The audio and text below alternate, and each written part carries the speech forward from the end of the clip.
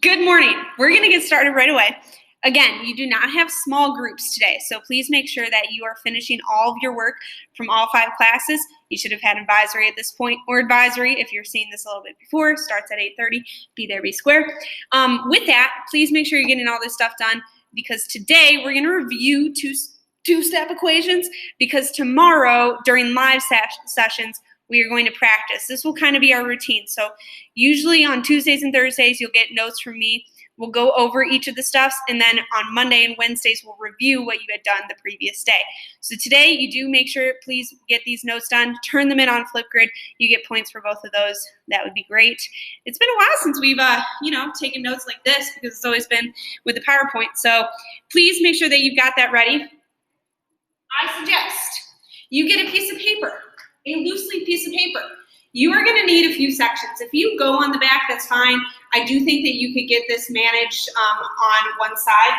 We'll do 2 review problems, so if you want to put those at the top, then we'll have 4 simple 2-step equations just as a review, and then we'll have 4 complex ones. So you should be able to fit this on one side. If you have really big handwriting, well, my hair's going crazy. If you got really big handwriting, then I suggest you do it on 2 sides. You could put like this on one side and then this on the other. Just make sure that when you turn them in, you go ahead and you flip the notes for me so that I can see both sides, but make sure it's clean and clear.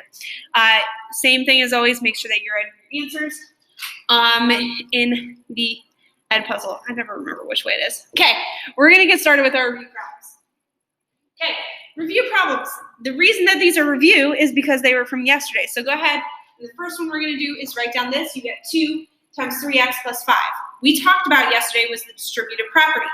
I know that these are going to be my arrows. This is where my computer mouse hopefully is working. Okay, so you've got these arrows. What that means is what type of operation are we doing between the 2 and the 3? If you said multiplication, that's correct. So I'm going to use my marker, hopefully it shows up. 2 times 3, we get 6x. Can you see that? Yep.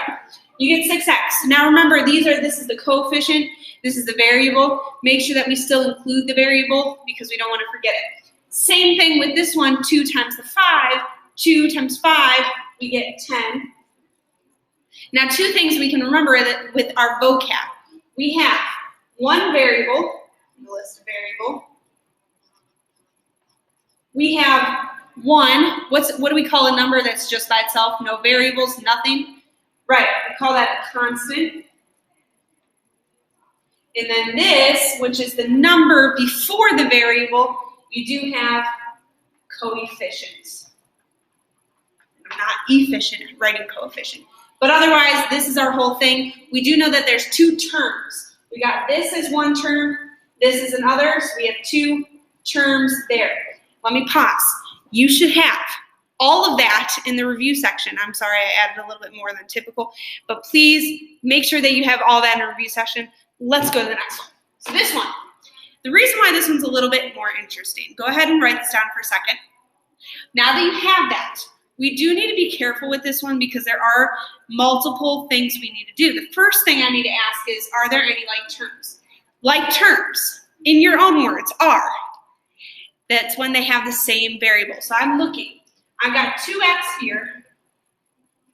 I'm going to switch to just this marker. I don't know why I'm going to like this. Okay, you have 2x.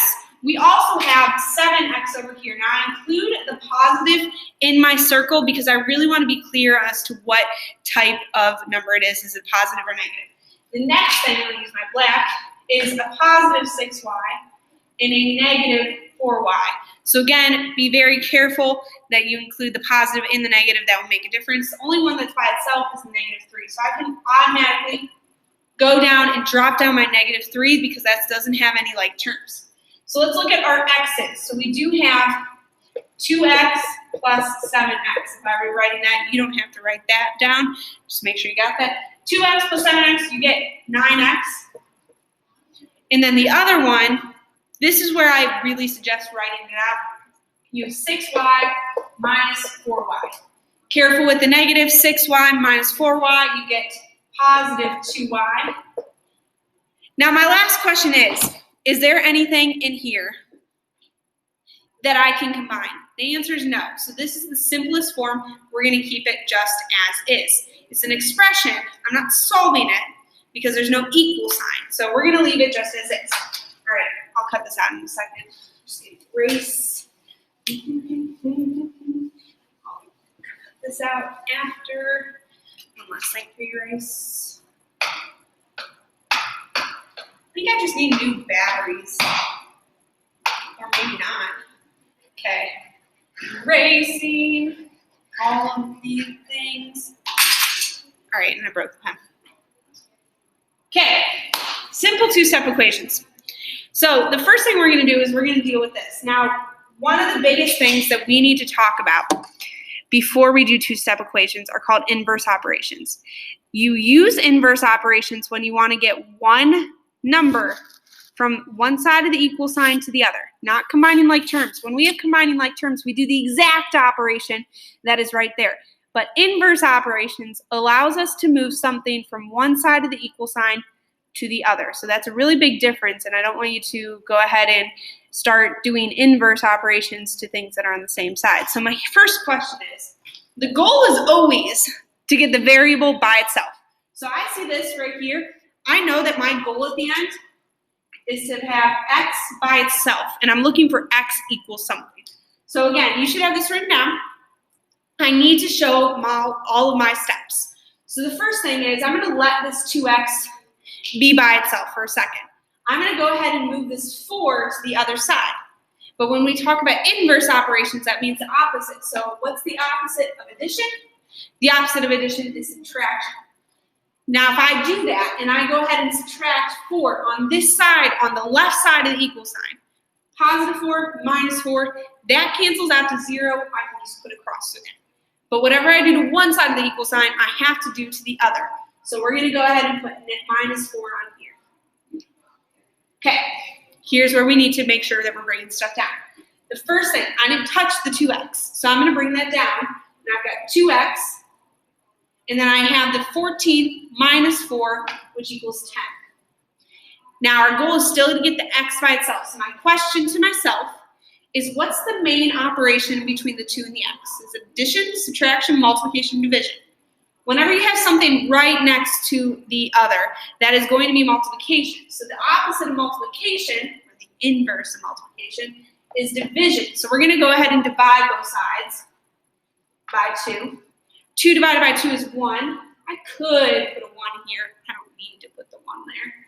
And then 10 divided by 2, you end up getting 5. So I'm going to go ahead and circle my final answer, x equals 5.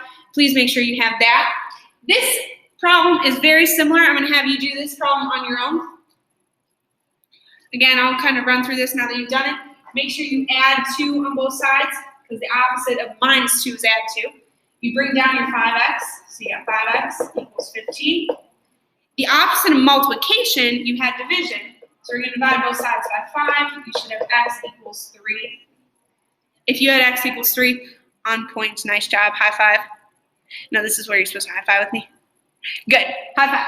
Okay, the only thing about this one is it looks different in terms of order. My goal is still to get the x by itself, so I can still say at the end, I want x by itself. So the first thing I'm going to do is I'm still going to not deal with this 3x. I can put a line under that. That stays. I need to get this 3 to the other side. Now, I don't see any positive or negative in front of it. When you don't see any positive or negative, assume that it is a positive. So what is the opposite of addition? It's going to be subtraction. So we're going to subtract 3 from both sides. Bring down your 3x. You get 3x equals 5. Looks kind of similar to that. All right. Now we need to make sure, or it says equal 5.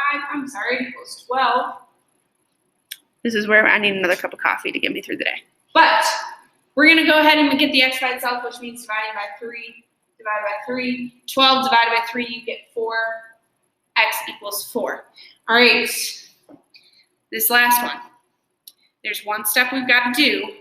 This makes it a little bit more complicated, but still a simple problem.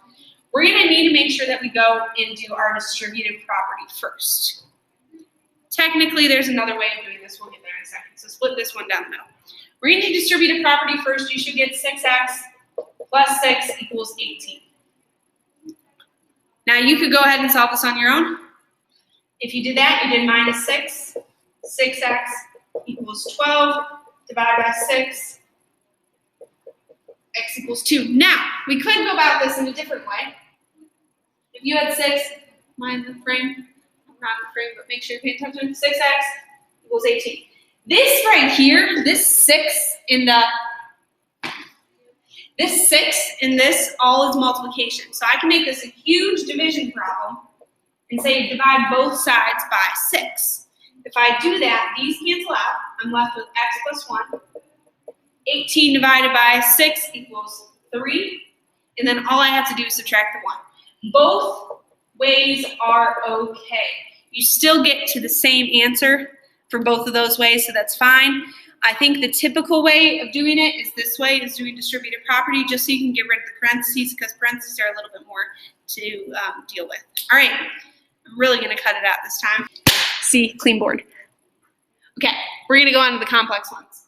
Again, if this is on the back side of your paper, that's fine, but just make sure you have enough room for it. Whew, these are a lot. Maybe they're not, but they are for me. So first thing we need to do is we need to ask the question. To make this simpler for us, I'm going to cover up that equals 23. I need to see if there's anything that I can combine. And if I look at this, there are two things that I can combine. You got your 9x and your positive x. Let's do that first. The first thing is there's an invisible number in front of the x, which is a 1. So you have 9x plus 1x. We have as 10x. Okay, that's the first thing. The second thing that I can combine is this positive 5 and negative 2.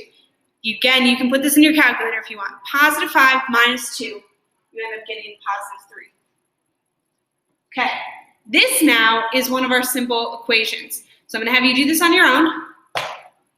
Good, if you subtracted 3 and then you divide by 10, you should get x equals 2. Nice job. All right, let's tackle this one. I'm going to have you do this. What's the first set of like terms that I could have? I'm going to ask both in separate questions. So what is one set of like terms that I could have? If you said 4x and 2x, perfect. So I'm going to drop down this 20 and we get 6x. What's the other set of like terms we could have? Good. If you said negative 3 and positive 5, you get positive 2. Perfect. Again, we're now at a simple equation. So go ahead and do this. You got 3 equals x. Solid. Make sure that you're doing all your notes on your paper because you are going to be turning these in. Thanks. Okay. Same thing. Oh, that hurt. Same thing, but instead of the x's, you now have y's. I'm going to let you do this one on your own. Okay. Let's double check that you did this correct. So you got negative 4y and negative y. When you have two negatives and you're not multiplying them, because that would be a positive, when you're really like subtracting them, it becomes a bigger negative. So we're going to have minus 5y. And then the other one that I can do is this positive 5, negative 2. So we're going to have positive 3 equals 28. So again, you go ahead and you subtract the 3 to get 25. Y equals not 5. I put that down just to kind of see if you got it. It is a negative 5. Reminder that this is a negative 5 to begin with, so make sure your answer is negative 5. Okay. What is the first thing I really should be doing with this? Now, again, what's the first thing you need to do with this? If you said distributive property, you are on point, so we do need to distribute, so we get 12x plus 6 plus 6x equals 60. Okay. Let's think through the logic. What's the next step I need to be doing with this problem? If you said combining like terms, you got it. We got two like terms. We got 18x plus 6 equals 60. All right, I'm going to have you finish out. Help me out. What's the next step I need to do? If you said subtract 6, you've also got it. 18x equals 54. Jeez Louise, I need my calculator. Okay, now the next thing you need to do is divide by 18. X equals 3. And this is why we circle our answers, because out of all that mess, it's a little hard to see. Okay, at this point, You have all of your notes done, so please, please, please get the points and just turn in the notes on Flipgrid. I'm going to say it again. Make sure you turn your notes on Flipgrid. Make sure you see if you have any other work to do. And be at small group tomorrow. I cannot stress that enough. Actually, I had pretty good attendance for math groups on Monday, so shout out to everybody. Your camera needs to be fixed and on, so please make sure that's on. Otherwise, you're having 50% tomorrow. With that, I will see you tomorrow during live sessions. Nice job.